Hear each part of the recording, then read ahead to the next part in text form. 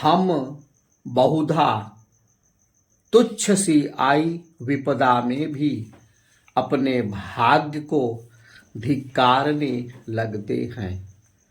अपने चारों ओर के परिवेश, परिस्थिति एवं दूसरों को उत्तरदायी ठहराने में लग जाते हैं।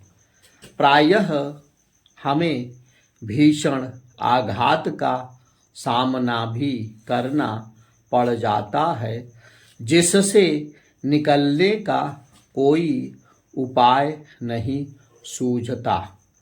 तदुपरांत हम स्वयं को दूसरों की दया, सहानुभूति एवं संवेदनाओं से घिरा पाते हैं, जिससे व्यथा कम होने के विपरीत और अधिक गहराती जाती है।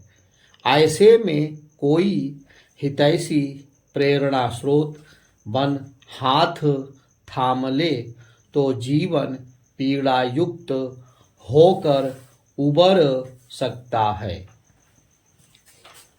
प्रायः हम दैनंदिन की उहापोह में अपने बीच प्रेरणा स्रोत की मौजूदगी को अनदेखा कर जाते हैं या उसे पहचानने में असमर्थ होते हैं।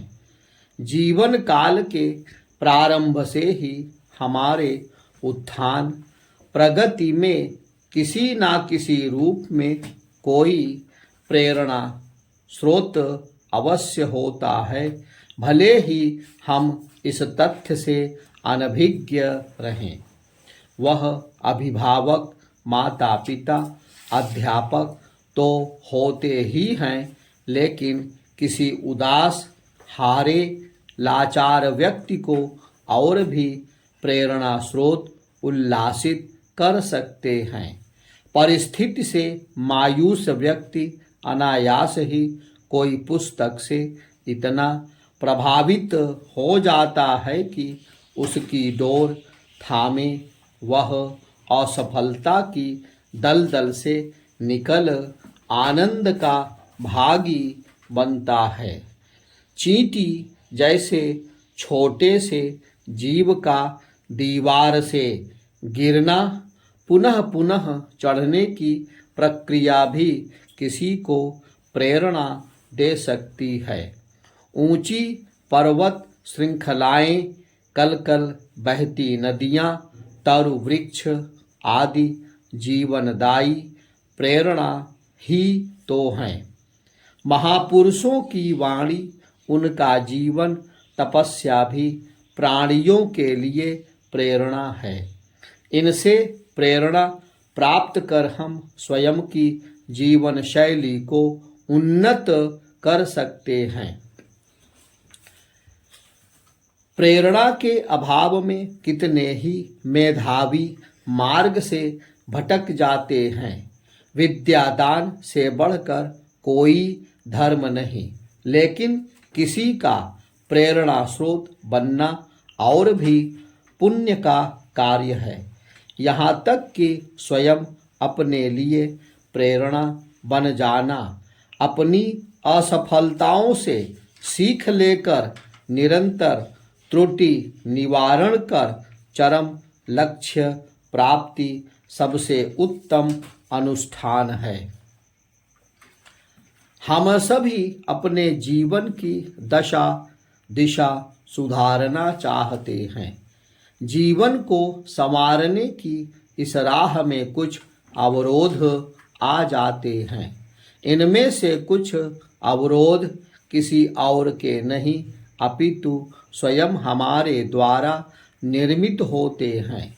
चिंता ऐसा ही एक अवरोध है। जीवन प्रबंधन की सबसे बड़ी मार्गदर्शिका गीता में चिंता को चिता की उपमा दी गई है। यानी चिंता की अग्नि में व्यक्ति जीवित रहते ही जलने लगता है। चिंता मनुष्य को वैसे ही खोखला कर देती है जैसे लकड़ी को दीमक या कपड़े को कीड़ा है।